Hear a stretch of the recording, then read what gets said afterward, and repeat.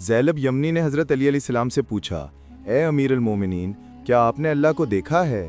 آپ نے فرمایا، میں اس خدا کی عبادت کیسے کر سکتا ہوں جسے میں نے دیکھا ہی نہیں؟ زینب نے کہا، آپ اللہ کو کیسے دیکھتے ہیں؟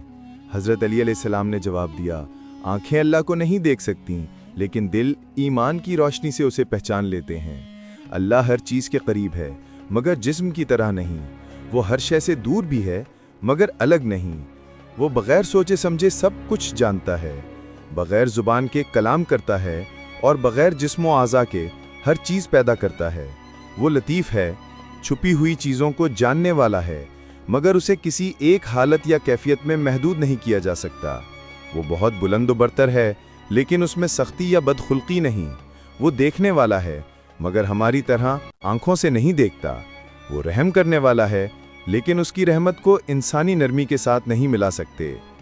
اس کی عظمت ایسی ہے کہ چہرے اس کے آگے جھک جاتے ہیں اور دل اس کے خوف اور ہیبت سے کانپتے ہیں۔